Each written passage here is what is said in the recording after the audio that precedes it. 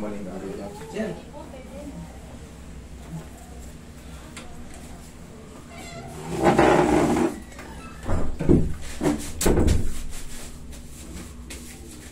Hello, Nay. Morning. Tagilid si nanay. Tagilid kayo na yan. Oo nga eh. Ayan ako. Hmm? Sa likod. Pati nagtitherapy eh, hindi naman Pero kailan nyo napansin na ano? Kailan nyo napansin na tabingin na siya? O noon pa dati pa yung ganyan. Tapos ngayon sumakit lang.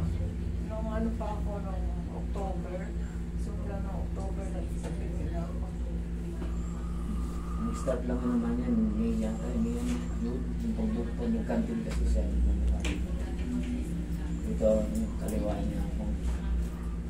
There's dextroscoliosis dorsal spine with curves angle 25 degrees. Ang taas nito.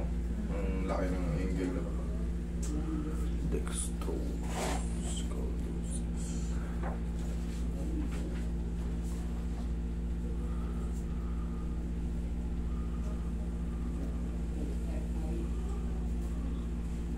Yung balakang yun, punong-puno na ng ano. Parang mga spar. Yung mga sasabihin, ang magiging result nito yung ano, osteoarthritic change, osteodegenerative change. Pagka may mga ganto-ganto yan, yung mga malit niyan, tumutubo yun talaga pagka, kunyari, sira, ay may tama ka sa balakang, masakit yung balakang mo. Tapos katagalan, siyempre umiidad tayo. Yan na, nagkakaroon na ng lamag, yung parang spars pa, yung mga buto maliliit na tumutubo. Yan na, kaya katagalan, umihina yung katawan natin kasi lalong hindi nagiging healthy itong mga ano natin. Kaya ito. Yan mga yan. Isa pa sa magpapahirap kay nanay, meron siyang dextroscoliosis. Ang dextroscoliosis o mga katawagan na tawag sa liku-likong spine, dextrolibosco-scoliosis, kypho. Sa kanya, ang laki ng 25 degrees. Ganun to. Dapat pala hindi na siya nag-therapy nung dumiretso na lang dito. No? Hindi naman natin. Hindi ako nakakatulog eh. Pansin nyo? Tabingi. Ayan. Siyempre, pag may ganito ka, mas mabilis kang maibita ng mga nerve. Kaya Sa pagkilos, pag bumuhat ka ng mabibigat, ayan na.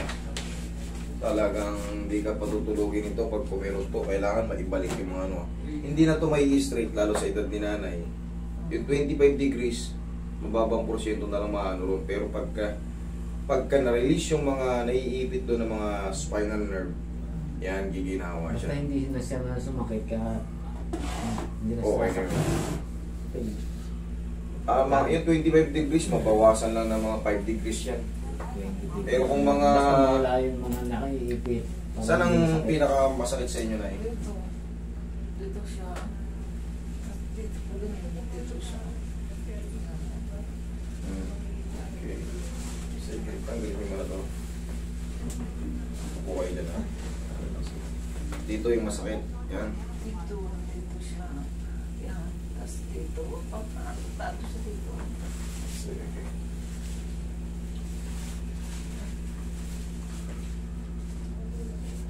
Magmula October, magte-therapy na kayo.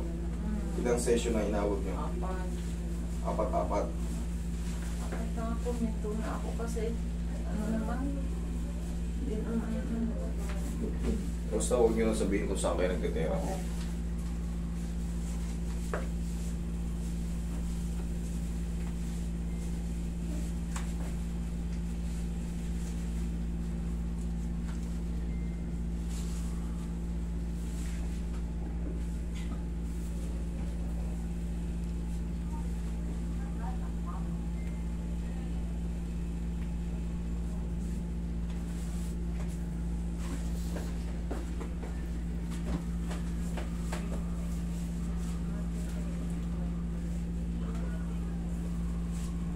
Ilang taon na kayo ngayon ay 60. senior citizen na? Tayo.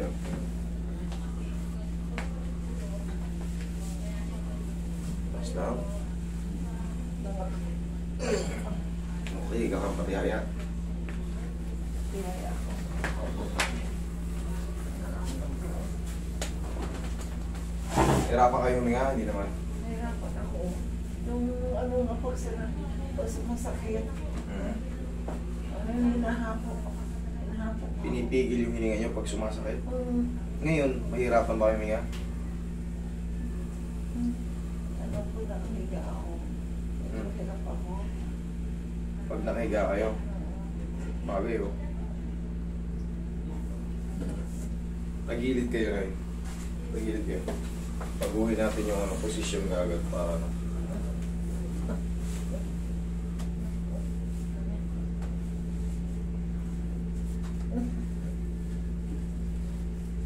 Nahirapan kayo huminga pag ganyan. Yan, hirap huminga. Yung ugat, parang basta masakit siya. Kabilang side, kabilang side. Kabilang side. Pagka ganon, kabilang side. Nahirap pag huminga. Check. Yung ganyan. Yan. Pag ganyan, mas magaan o ano, parehas. Yan. Biglaan lang dito na. Ito, biglaan lang. Hindi mo kaya nga sinanay. Siya yung dito.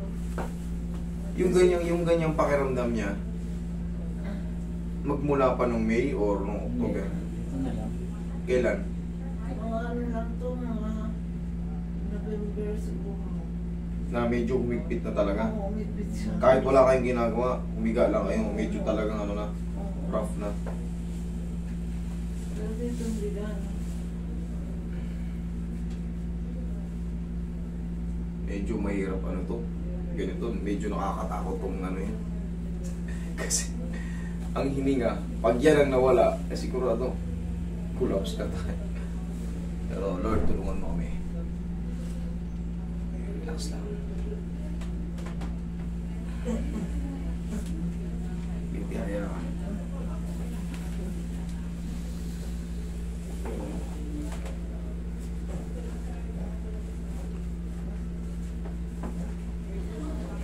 Ano pa?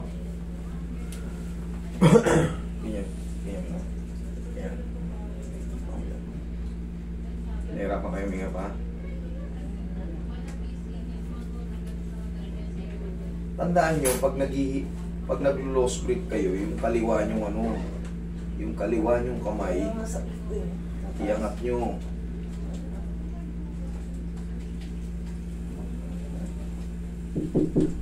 Kasi ipit na yung ano eh. Ano? Hindi ko kapilan.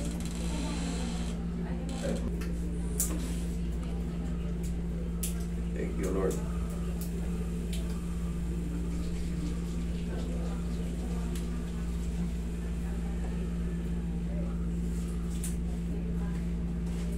Huwag kayong matataranda pag naglo-low split kayo ng konti.